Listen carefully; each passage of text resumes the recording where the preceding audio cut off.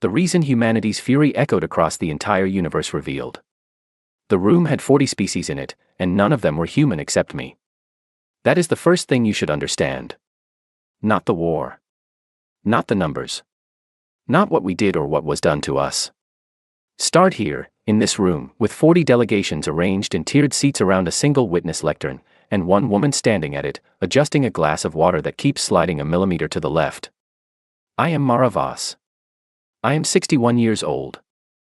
I am the senior archivist of the Galactic Tribunal of Species Records, and I have been asked to testify about the events of 2091 through 2093, what the Register now calls the Kareth Engagement, which is a polite name for something that was not polite at all. I will tell you what happened. I will tell you why it happened. And then I will tell you the part that none of the reports, the mission logs, or the post-war analysis managed to get right, because getting it right required being human, and the people writing those reports were not. Let me begin with a document. In the year 2091, the Kareth hegemony filed a standard pre-pacification survey report on Earth and its orbital installations. I have a copy of it here. I have read it many times. The first time, I was furious. The second time, I was exhausted. By the 30th time, I found it almost funny, the way a scar becomes almost interesting once it stops hurting every single second. The report classified humanity as follows. Species designation, Homo sapiens. Classification Tier 2. Subcategory, Class C Biological Curiosity. Technological Development, Pre-warp, Early Interstellar. Sociopolitical Structure, Fragmented Multi-State. Strategic Value, Negligible. Estimated Subjugation Timeline, 18 months. Special Notation, Subject Species displays irrational attachment to non-viable offspring and deceased conspecifics. Recommend avoiding engagement with grief cycles for efficiency. I want you to sit with that last line for a moment. Irrational attachment to non-viable offspring and deceased conspecifics. That is how they describe the fact that we cry at funerals. That is how they describe the fact that we hold on to the people we have lost, even after the holding serves no practical purpose. They studied us for 3 years before filing that report. They had footage of human memorial services, of children laying flowers on graves, of old people keeping photographs of the dead on their nightstands. They analyzed all of it, ran it through their models, and concluded that it was a liability. They were right, technically. It was also the thing that destroyed them. But I am getting ahead of myself. The Galactic Register of Species, which is the official document maintained by this tribunal, the one that every spacefaring civilization consults before making diplomatic or military decisions, listed humanity at the bottom of Tier 2 for 40 years. Below the Veth, who have 6 warships and mostly use them for trade disputes. Below the Molari, who have no warships at all but very firm positions on tariff law. Tier 0 did not exist in 2091. The Register had Tiers 1 through 4. Tier 1 was reserved for the Kareth and 2 other civilizations. Tier 4 was for species still working out agriculture. We were not impressive on paper. I will not pretend otherwise. We had been in space for roughly a century. We had 3 functional colony stations, 1 partially terraformed moon, and a research installation on Mars that kept having structural issues. Our fastest ship could reach the nearest star in about 40 years. Our weapons technology was, by galactic standards, like showing up to a formal engagement with a kitchen knife, impressive by the standards of your own kitchen and useless everywhere else. The Kareth had been processing civilizations for 600 years. They were not cruel, and I want to be careful about this because it matters. They were not villains in the way that makes stories easier. They were efficient. They had developed a method for absorbing younger civilizations into their economic and administrative structure, cutting supply lines, rerouting communications, applying gravitational pressure to agricultural zones until the society in question could no longer sustain itself and agreed to incorporation. They called it the Pacification Protocol. It had worked on 340 civilizations before Earth. They were not cruel. They were just completely, catastrophically wrong about one variable, and that variable was us. My son was 11 years old when the first Kareth survey drones passed over Mumbai station. He was doing homework at the observation window when the drone came close enough to see. He looked up at it. He waved. I have a photograph of that moment. He is grinning. The drone's sensor array is pointed directly at his face.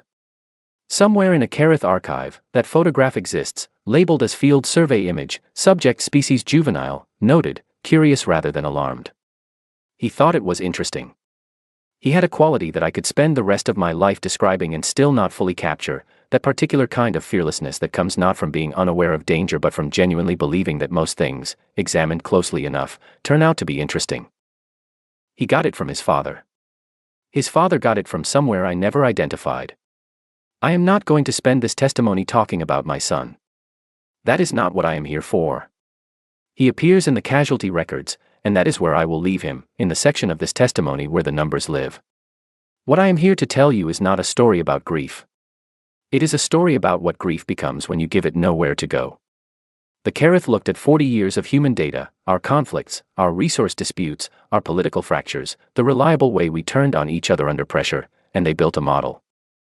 The model said, apply stress, watch the species fragment, negotiate with the dominant faction after collapse. 18 months. Clean. They ran that model 340 times and it was right every single time.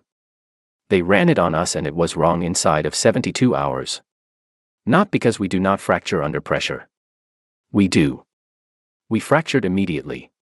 Communications breaking down, supply chains collapsing, governments issuing conflicting instructions, 3 different groups moving in 3 different directions on day 1. We fractured. And then we did something that no species in the Kareth database had ever done. We put ourselves back together. Not because someone ordered it. Not because a single strong government emerged and imposed order. We did it ourselves, city by city, station by station, because something happened that overrode every political and ideological difference we had ever held. Someone had hurt people we knew. I will explain what I mean by that. It will take a while. The tribunal has asked me to be thorough, and I intend to be thorough, even though I am not naturally a thorough person. I am naturally a person who finds efficiency in bluntness.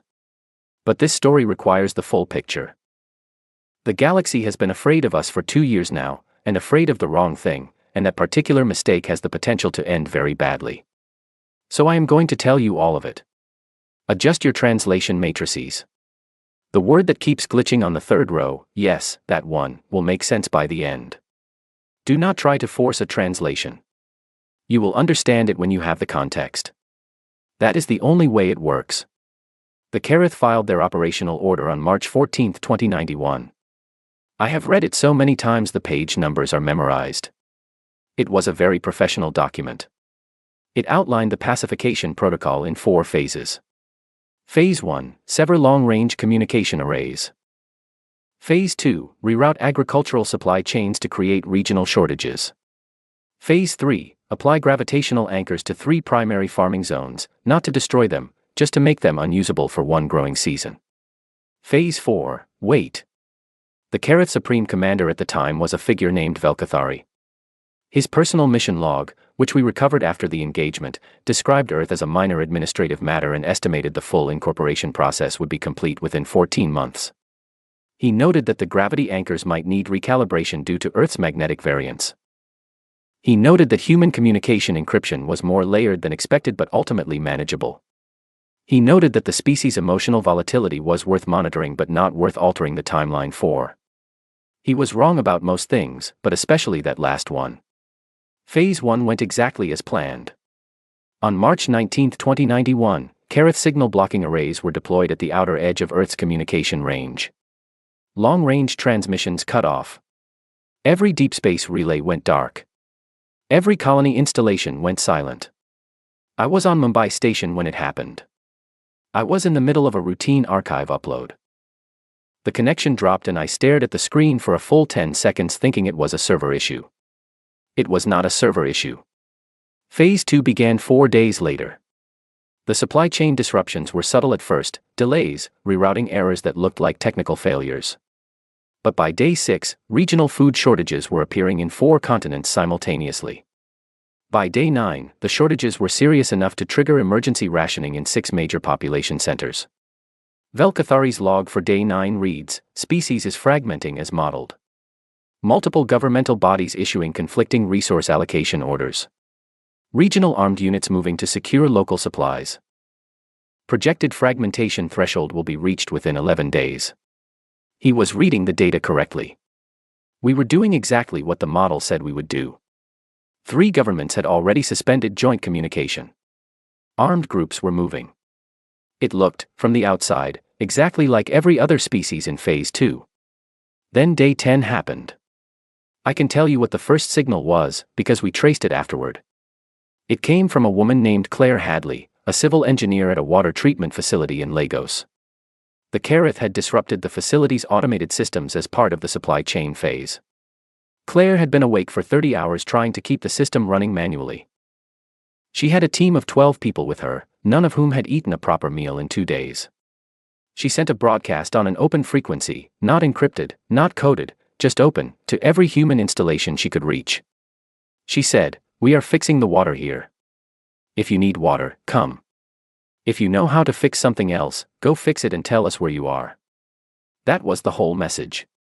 Now, I know what you are thinking. One engineer's broadcast does not stop a societal collapse. You are right. It did not, on its own. But within 4 hours, there were 11 more broadcasts on the same open frequency. Different cities, different stations, different problems. A medical team in Nairobi. A solar grid technician in Oslo. A group of farmers in Ontario who had manually bypassed the compromised automated systems and were getting 40% yield from 3 fields. They told everyone how. They were not organized. There was no central command. There was no government directive. They were just people who saw something broken and started fixing it and then told everyone else where they were. Velkathari's log for Day 12, anomalous behavioral data. Species fragmentation has stalled. Localized cooperative networks forming without governmental coordination. Rerunning models. Anomaly likely temporary. He was wrong. The anomaly was permanent. By Day 15, those open-frequency networks covered 60% of Earth's surface and 40% of the orbital stations.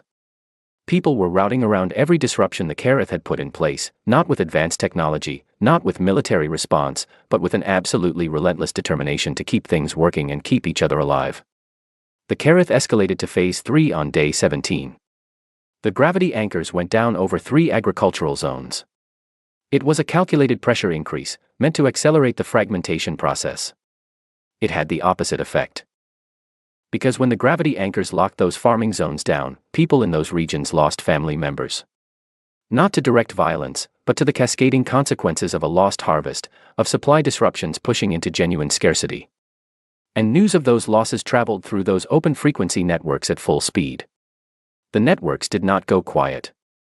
They got louder. Velkathari's log for Day 22, behavioral modeling failure. Species is not fragmenting. Cooperative networks have expanded counter to all projections. Emotional response to losses is producing increased cohesion rather than increased fragmentation. This is not consistent with any precedent in the database. Requesting analysis support. The analysis support took 8 days to arrive. In those 8 days, something else happened. A communications engineer named Owen Birch, working on a relay station in low Earth orbit, spent 4 days doing something that should not have been possible. He mapped the Kareth signal blocking arrays, their frequencies, their positions, their transmission patterns, by analyzing the interference patterns in the dead zones they created. Then he found a gap. A small one. A frequency the Kareth arrays did not cover, because that frequency had not been in the pre-war human communication registry. Owen Birch knew about it because a small number of deep space research teams had been using it experimentally, not officially logged, not in any database the Kareth had surveyed, known only to about 40 people across 3 installations. Owen had processed a technical support request from one of those teams 3 years earlier, and he had, apparently, remembered the frequency from that request. He had not written it down. He just remembered it. When I read that detail in the post-war technical report, I had to stop for a moment. I thought about a Kareth survey operation that had documented 3 years of human data and filed 47 detailed reports. I thought about all the things they had measured and cataloged and run through their models. They had not modeled the probability of a relay technician remembering a single frequency from a 3-year-old technical request. Some variables are too small to model. Some variables are everything. Owen used that frequency to broadcast a message directly through the Kareth communications network. Not around it. Through it. Piggybacking on the Karatha's own relay infrastructure, using their system to carry a human signal to every Karath ship and installation within range. The message was 6 words long, rendered in 340 languages, every language in the Karath diplomatic database, the one they had used to survey Earth. I am not going to tell you what those 6 words were yet. I know the tribunal wants to know. I can see the translation matrix trying to process the fragment on the 3rd row. It will keep glitching until I give it the full context, and the full context requires understanding what came after. What I will tell you is what Velkathari's personal log said when the message arrived on his command ship. He had been in operational command for 40 years. He had managed 340 pacification protocols. He had seen, by his own account, every possible response a species could have to the pressures his protocol created. He had never received a message like that one. His log entry for that day is 2 sentences. The species has broadcast directly through our communication network. It does not read like a request for negotiation, and it does not read like a declaration of conflict. Then there is a gap in the log. 6 hours of no entries. Then, I have read it 30 times. I do not know what it is. He found out. Within 24 hours of that broadcast, the first coordinated human military response began. Not from any single government. From all of them, simultaneously, moving with a coherence that the Karath had not seen in any of their pre-war analysis. Not perfectly. There were failures and miscommunications and tactical setbacks in those first weeks. But the direction was singular. The intention was unmistakable. Velkathari filed an urgent situation report to Karath High Command on day 31. His final line, request reinforcement and revised modeling. Current models are not functioning. The species is not behaving as a species calculating survival. He never explained what it was calculating instead. He did not have the word for it. None of them did. That is what I am here for. The conflict lasted 14 months. I want to tell you that carefully, because those words look simple and they are not simple. 14 months is a very short time by galactic standards. The Karatha's longest previous pacification protocol took 9 years. The average was 22 months. 14 months for a Class C, pre-warp species with no combat experience against a Tier 1 power is the kind of statistic that makes tribunal analysts request a recount. The recount came back the same. 14 months. I was in an archive bunker for most of it, which I will not dress up as anything other than what it was. My job was to record. To preserve. To keep the documentation intact so that whatever happened, there would be a record of it. That assignment was considered essential enough to justify keeping me away from the fighting. I did not choose that assignment. I will not pretend that I did. So what I know of those 14 months, I know from the data that came through that bunker. Mission reports, communication intercepts, casualty records, technical analyses. I read every piece of it in real time, and I have read all of it again in the 2 years since. Here is what the data shows. At the start of the engagement, humanity's military capacity was outmatched in every measurable category. Karath energy weapon yields exceeded anything in the human arsenal by a factor of several hundred. Karath fleet numbers were roughly 40 times larger than the combined human defensive forces. Karath tactical experience, accumulated over 6 centuries, was not something that could be closed in weeks. We knew all of this. The people fighting knew exactly how large the gap was. They went anyway. The Karatha's first significant miscalculation came in month 2. Their tactical models, built on 340 previous engagements, assumed that the defending species would adopt a single dominant military doctrine and concentrate forces. That was the rational approach. Concentrate, defend the most valuable positions, negotiate from whatever strength remained. We did not do this. By the end of month 2, human forces were operating under 23 distinct tactical approaches simultaneously. Some were formal strategies developed by command staff. 4 of them were created by civilians, a retired aerospace engineer, a game theorist from a university in Germany, a retired police commander from New Zealand named Gareth Lowe who had never served in a military capacity but had very specific ideas about resource denial, and a 17-year-old in Manila who submitted a tactical proposal through an open online forum and was, within 2 weeks, consulting directly with 3 different military commands. The Karatha's targeting systems were built to respond to unified force movement. 23 simultaneous approaches produced targeting data that conflicted with itself. Their systems kept recalibrating. Each recalibration took time. In that time, things happened that the targeting systems had not projected. Velkathari's Month 2 report to High Command: the species does not fight as a unified military entity. It fights as several distinct entities simultaneously, sharing real-time intelligence but operating under independent tactical frameworks. Our modeling systems are experiencing significant error rates. Requesting updated parameters. The updated parameters did not fix the problem because the problem was not a parameters issue. The problem was the people. I want to tell you about a specific event from Month 4 because it appears in the tactical record in a way that does not fully capture what it actually was. A Kareth fleet element had established a blocking position around Mars Station, the research installation I mentioned earlier, the one with structural issues. The station had approximately 800 personnel on it. The blocking position was designed to cut the station off and force its surrender, after which it would be incorporated into Kareth supply operations. The blocking position was tactically sound. The station had no meaningful defenses. Surrender was the logical outcome. Instead, the station personnel spent 3 weeks converting their structural maintenance equipment into improvised defensive systems. They had no military training.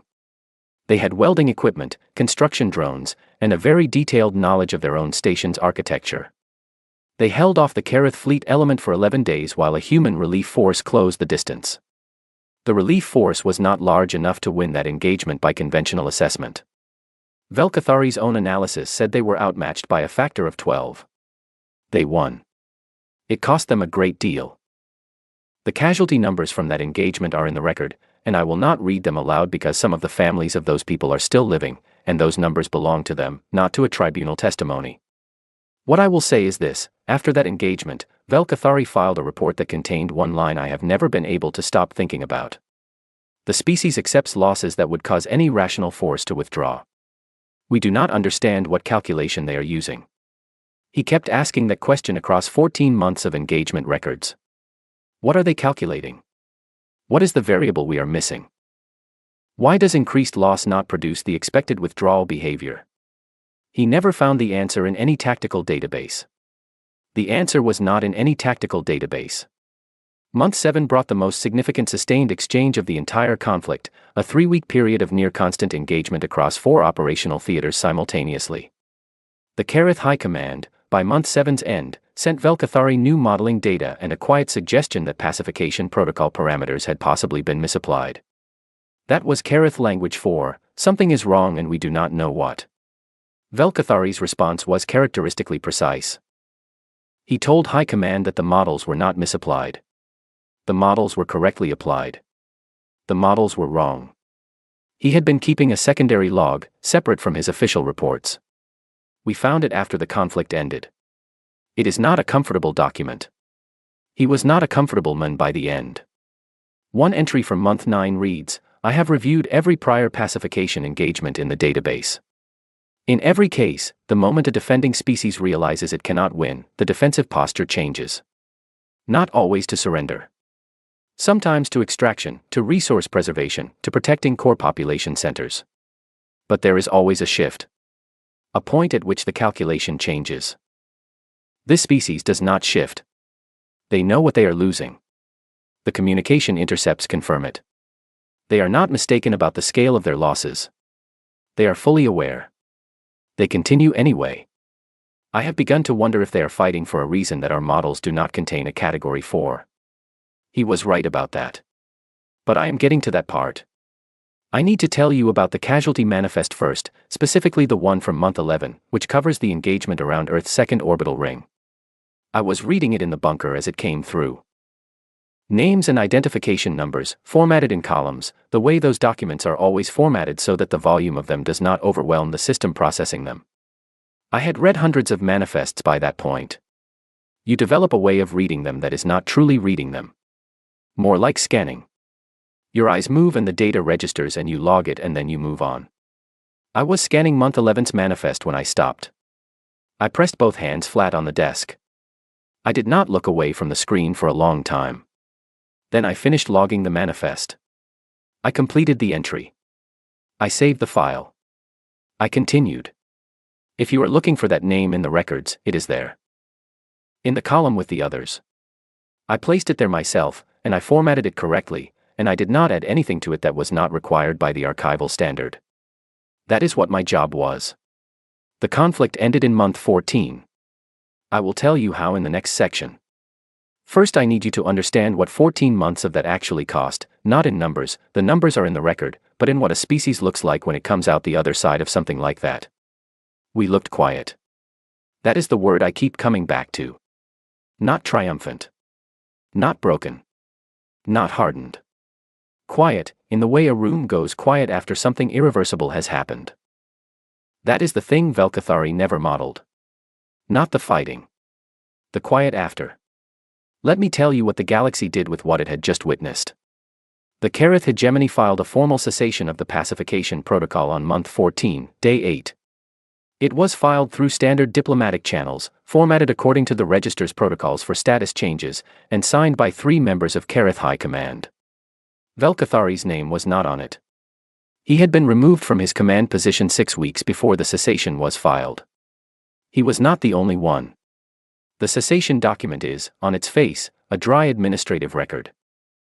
But if you read it carefully, and I have read it many times, there is a quality to the language that does not appear in any other cessation document in the Kareth's 600-year history. It is the language of people who are trying to say something and do not have a word for it. The phrase they used was, engagement parameters have exceeded viable recalibration thresholds. I will translate that for you. It means, we could not adapt fast enough. Not we were overwhelmed. Not we were outgunned. They were never outgunned. Not for a moment in 14 months were the Kareth outgunned in any conventional military sense. Their technology remained superior throughout. Their fleet numbers remained larger throughout. Their energy yields were higher from first engagement to last. What exceeded viable recalibration thresholds was not force. It was something they could not build a model for, and without a model, they could not counter it, and without a counter, applying more force was simply applying more of a thing that was not solving the problem. They stopped. Because stopping was the only option their models gave them. The galaxy watched all of this. I want to spend some time on this, because I think the tribunal has not fully appreciated what those 14 months looked like from the outside. You were observers. You had access to the communication intercepts, the mission reports, the tactical records. Some of you had your own intelligence assets monitoring the engagement. What did you see? I have been briefed on the reactions from 27 species in the months following the cessation. I know what the analysis documents say. I know what the diplomatic channels carried. I know that the word used most often, in 22 out of 27 species' internal communications, was not victory. It was not strength. It was not power. It was incomprehensible. Not as a compliment. As a genuine statement of analytical failure. 22 civilizations, each with their own databases and modeling systems, ran analyses on the 14 months of human engagement data. 22 civilizations came back with the same fundamental conclusion: the species did not fight according to any known survival model. 11 of those civilizations, in the following 6 months, filed formal requests with this tribunal to have humanity's register classification reviewed. All 11 asked for the same reclassification. Tier 0. A tier that had to be created to accommodate the request, because no existing tier covered a species that had won a direct engagement against a Tier 1 power while classified at Tier 2. The register's note on that reclassification, filed by this tribunal's own administrative staff, reads, insufficient framework for categorical placement. Pending extended review. That review has been pending for 2 years. That is part of why I am here today. But the reclassification is not the most important consequence of those 14 months. The most important consequence is simpler and harder to put in a document. The galaxy became afraid of us. I need to be precise about this, because there are different kinds of fear and they produce different outcomes. The fear that most of those 27 civilizations now carry about humanity is not the fear of an enemy. It is the fear of something you do not understand and therefore cannot predict. It is the fear you have about a natural event that does not follow the rules you were taught to navigate by. It is the fear you have when you realize your map is wrong. I know this fear. I have watched it operate in diplomatic communications for 2 years. I have watched species that had never given Earth a second thought suddenly begin monitoring human reconstruction efforts with intense attention. Watching what we build. Watching how many people we have. Watching whether our fleet numbers are increasing. Watching what we do when we are not fighting. And I will tell you what they saw, because I think it is relevant. They saw very little that looked like what they expected. They expected a species consolidating power. Expanding its territorial claims. Pressing whatever advantage the cessation had provided. They expected the behavior of a civilization that had just discovered it was stronger than it thought. We built things. We held memorial services. A very large number of them. Some that lasted days. Some that were attended by what appeared, from external observation, to be virtually entire regional populations. We named things after people. Streets. Stations. Installations. Small community projects. A park in a rebuilt section of Lagos was named after Claire Hadley, the engineer who sent the first open broadcast. 3 different children born in the year after the cessation were given the middle name Birch, after Owen Birch, the communications engineer who found the gap in the Carith arrays. We argued with each other. About the reconstruction. About resources. About political priorities. About which version of events would be taught in schools and how. We had an extremely contentious public debate about whether a particular memorial design in central London was aesthetically appropriate, which consumed an enormous amount of political energy for about 3 months before being resolved in a manner that did not fully satisfy anyone. Several external intelligence reports noted this last item with visible confusion. A VEF intelligence assessment from that period asks, and I am closely paraphrasing, species emerging from existential conflict is currently engaged in substantial public argument about sculptural choices. Unable to identify strategic significance. Possibly irrelevant. Possibly significant in ways we are not currently equipped to evaluate. Possibly significant in ways we are not currently equipped to evaluate. That analyst was closer to the truth than most. A delegate asked me, before I began this testimony, whether humans are stable. Currently. I want to return to that question now, because I answered it briefly in the hall before we convened, and I think my answer requires more precision. The delegate who asked was not being hostile. The question came from a genuine analytical need, the need to know whether the species that just did something your models cannot explain is going to do it again, and whether that possibility requires a defensive response on your part. That is a reasonable thing to want to know. Here is the more complete answer. Humanity is, at this moment, engaged in the largest reconstruction effort in our history. We are rebuilding damaged infrastructure, restoring disrupted ecosystems, expanding our medical and food production capacity to address the shortfalls created during the 14-month engagement. We are training more engineers, more doctors, and more teachers than we have at any prior point in recorded history. We are not expanding our military capacity at a rate that should concern anyone in this room. Our fleet numbers are recovering to pre-engagement levels, which were not large to begin with. We have not moved to establish new territorial claims. We are, as I told that delegate in the hallway, not going to start anything. That is not the same as saying we cannot be provoked. I want to be clear about that distinction, because I think the galaxy's fear of us will resolve in one of 2 directions, and which direction it takes depends on whether the species in this room understand that distinction clearly. If the fear becomes aggression, if any of the civilizations currently watching us with concern decide that the safest response to an unpredictable species is a preemptive action, then I can tell you with confidence what will happen, because you have now seen the relevant data. It will not go the way those civilizations model it going. If the fear becomes understanding, if the galaxy can accept that what it saw in those 14 months was not an expression of human aggression but an expression of something else entirely, then I believe we can find a more productive path. That is the purpose of this testimony. I am not here to make threats. I am not here to celebrate. I am here because 2 years after the cessation, the galaxy still does not know what it actually saw, and that misunderstanding is the most dangerous thing on this planet or any other. There is a delegate in the second tier, Petra Vale, the VEF representative, who has been taking notes continuously since I began speaking. She has a translation matrix issue that I have been watching. The word keeps glitching. I am going to resolve that now. Let me tell you about 6 words. Owen Birch spent 4 days finding the gap in the Carith arrays. I want you to understand what those 4 days were like, because the broadcast that came out of them is the center of everything I have been building toward, and it deserves its full weight. Owen was not a military communications specialist. He was 28 years old. He had been working on orbital relay infrastructure for 4 years, most of it routine maintenance work. When the Carith arrays went up and the long-range signal dropped, His station commander told him to assess whether the blackout was recoverable. He assessed it for 4 days straight. He slept for about 8 hours total across those 4 days, in 2 stretches, on a cot in the relay room. He drank an amount of coffee that his medical record, reviewed afterward, described as clinically notable. What he found was not obvious. The Kerith arrays had been designed to block every active frequency in the pre-war human communication registry. They were thorough. The gap Owen found existed in a frequency that a small number of deep space research teams had been using experimentally. Not officially logged, not in any database the Kerith had surveyed, known only to about 40 people across 3 installations.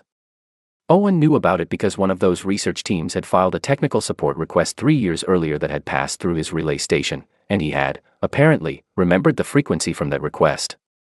He had not written it down. He just remembered it. When I read that detail in the post-war technical report, I had to stop for a moment. I thought about a Kerith survey operation that had documented 3 years of human data and filed 47 detailed reports. I thought about all the things they had measured and cataloged and run through their models. They had not modeled the probability of a relay technician remembering a single frequency from a 3-year-old technical request. Some variables are too small to model. Some variables are everything. Owen Birch used that frequency to route a signal through the Kerith's own relay infrastructure. The Kerith communications engineers who reviewed the intercept afterward reportedly spent several days confirming that it was real, because it should not have been possible with the equipment available on Owen's station. He did it with what he had.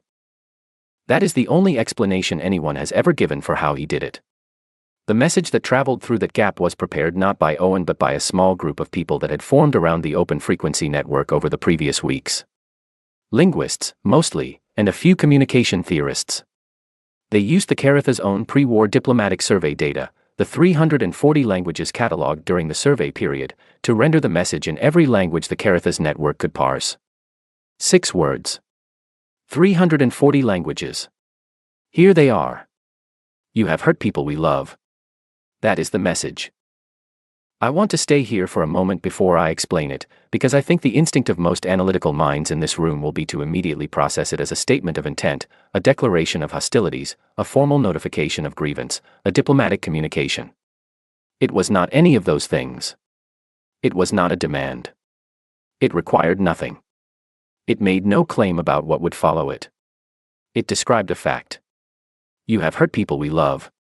6 words. The Kerith translation systems processed it correctly. All 340 versions translated cleanly. Velkathari's log confirms that the message was received and understood in literal terms. The Kerith had no framework for what it meant as an act. Because here is the thing their models did not contain: every prior species the Kerith had processed, when sending a significant communication to an overwhelming military force, had sent one of a small number of message types. A request for terms. A notification of defensive capability. A declaration of intent. An appeal to galactic register protocols. Functional communications. Communications with an operational purpose. This message had no operational purpose. It made no request. It issued no declaration. It claimed no legal standing. In pure military communications analysis, it was content-free. It conveyed no information that changed any tactical reality. Except, it changed the Kerith's understanding of what they were dealing with, even if they could not immediately articulate how. Velkathari's log entry from that night reads, "I have read it 30 times. I do not know what it is. Let me tell you what it is. The word that keeps glitching in the tribunal's translation matrix is not hurt. It is not love. Both of those concepts exist in most of the languages represented in this room. The word is we. The matrix keeps trying to assign it one of the standard definitions. A formal collective pronoun, denoting a political body. A military unit designation. A species-level identifier, the kind used in formal diplomatic documents to indicate the position of a civilization in opposition to another. It is none of those things.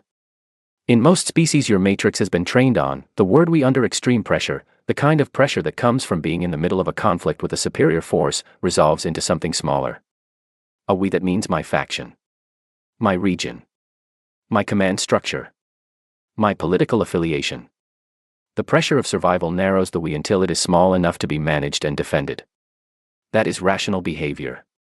I am not criticizing it. It is the behavior that makes survival possible under conditions of scarcity and threat. Human beings do this too. We did it on day 1. Day 2. 72 hours of doing exactly what the model said we would do. Then Claire Hadley broadcast on an open frequency, "If you need water, come." She did not say if you are a Lagos resident, come. She did not say if you are in our network, come. She did not specify who the we was that was fixing the water, or establish any criteria for who the you was that could come. The we in Claire Hadley's message was the we of anyone who needed water or could fix something. That is a we that the Caritha's models had no category for. In their database of 340 civilizations, they had never encountered a we that expanded under pressure rather than contracted. I want to be precise about why this happens. I want to be precise because I have heard 2 years of analysis from external observers who have gotten it wrong, and getting it wrong is dangerous. The we does not expand in humanity under pressure because humans are uniquely cooperative or uniquely selfless. We are not. Our history is full of evidence that we are neither of those things on a reliable basis. The we expands because of what sits underneath it. The love in that message. In the Galactic Register's cross-species analysis of social bonds, the variable most consistently associated with group loyalty is survival benefit. Species maintain social bonds with the individuals and groups from whom they derive survival benefit, and those bonds weaken when the survival benefit diminishes or when maintaining the bond becomes a survival cost. This is logical. This is efficient. This produces stable, functional social structures. It does not produce the 14 months of data that this tribunal has been reviewing. Humans maintain bonds past the point of survival benefit. This is the irrational attachment to non-viable offspring and deceased conspecifics that the Carith flagged in their pre-war survey. They saw it. They categorized it correctly. They concluded it was a liability. They did not follow the logic forward. If you maintain bonds past the point of survival benefit, if you hold on to people not because holding on serves you but because they are yours and being yours is its own reason, then loss does not function the way it functions for species that operate on survival calculation alone. For most species, loss is a wound to the social structure. It weakens the group. It removes a node from the network. The rational response is to stabilize around the loss, minimize the structural damage, and continue. For us, loss does something else. Loss becomes fuel. Not because we enjoy suffering. Not because we are drawn toward conflict. Not because we are in any way more aggressive than the average civilized species. But because when you love something, when you have decided that something is yours, that its existence matters in a way that is not reducible to what it does for you, then the removal of that thing is not a calculation. It is a rupture. And a species full of ruptures is not a species running a survival calculation. It is a species that has already made its decision. You asked what calculation we were using, Velkathari. I can see your secondary log on my screen right now. You asked it 12 times across 14 months. Here is the answer. We were not calculating whether we could win. We were deciding whether what was done to us required an answer. The answer was yes. Unanimously. In 340 languages, 6 words. You have hurt people we love. That is not a military declaration. That is a statement of the only math that matters when the survival calculation has already been set aside. And the we in that sentence, the we that keeps glitching in your translation matrix, is not a political body or a military unit or a formal species designation. It is everyone who lost someone they loved. Which, by month 3, was most of us. Which means the we in that message was, by month 3, a referent that covered nearly an entire species. Not because we voted on it. Not because someone decided it. Because grief, given enough of it, finds the same shape in everyone who carries it, regardless of what flag they fly or what they believed before the loss arrived. The Carith flagged our attachment to the dead as a liability. They were right that it is irrational. They were wrong that it was a weakness. An army that fights for survival will stop when survival is no longer achievable. An army that fights because it already decided that the loss of the people it loved required an answer does not have a stopping point that an enemy can calculate and exploit. You cannot offer it something it values more than the answer. Because the answer is not for them. It is for the people who are not there anymore. My son's name was Callum. He was 11 when he waved at a survey drone. He was 12 when Mumbai station was caught in the Phase 2 supply disruptions. He was 12 when the cascading shortages from the gravity anchor deployment reached the station's medical supply chain. He had a condition that required medication. The kind of medication that becomes unavailable when supply chains fail for 3 months. He was still 12 when his name entered the casualty manifest. I logged it myself. I formatted it correctly. I filed it in the correct column. I did not add anything to it that was not required by the archival standard. But I am adding something now, in this room, to the official record of this testimony, because it is relevant and because I made a promise, to myself, that if I ever had a room this large and this powerful listening to me, I would say it clearly. Callum Voss. 12 years old. Mumbai Station. He waved at the drone because he thought everything was interesting. He would have grown up to be someone who fixed things, the way Claire Hadley fixed things, because he had that quality, that belief that most problems, looked at closely enough, can be solved. He is in the we. He will be in the we of that message for as long as any human being alive remembers him. That is the answer to the question the galaxy has been afraid to ask directly. You want to know what makes us behave the way we do.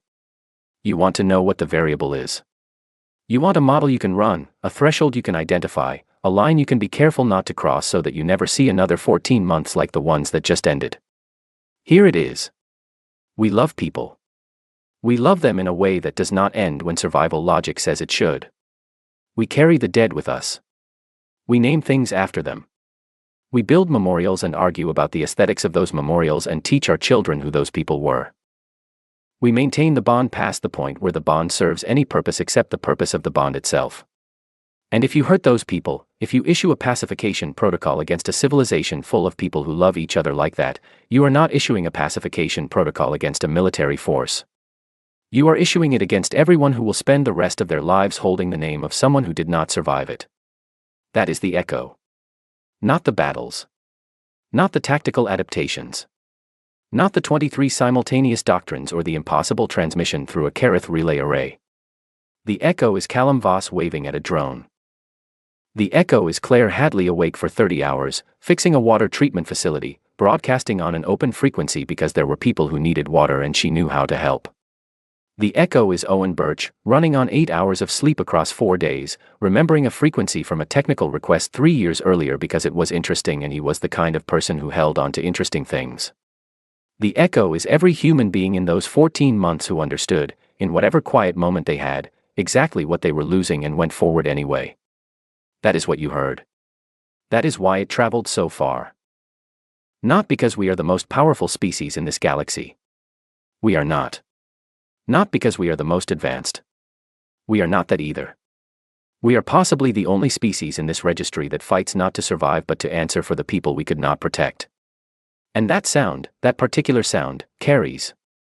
It carries because every species in this room has something it loves. Every civilization in this registry has people it would not trade for survival. Every one of you, sitting in those tiered seats, knows what it feels like to hold a name you would not let go. You heard us because some part of you recognized the frequency. The translation matrix has finally logged the word. I can see the confirmation on the third row. The entry reads, we, pronoun, human origin, cross-species analogs present in all registered languages, specific human usage, expands under conditions of loss, does not contract, no known upper bound on inclusion criteria. No known upper bound on inclusion criteria. That is the most accurate thing in your entire database about us. I am Mara Voss, Senior Archivist. I am 61 years old. I am standing at a lectern in front of 40 species, adjusting a glass of water. My testimony is complete. The echo is still moving.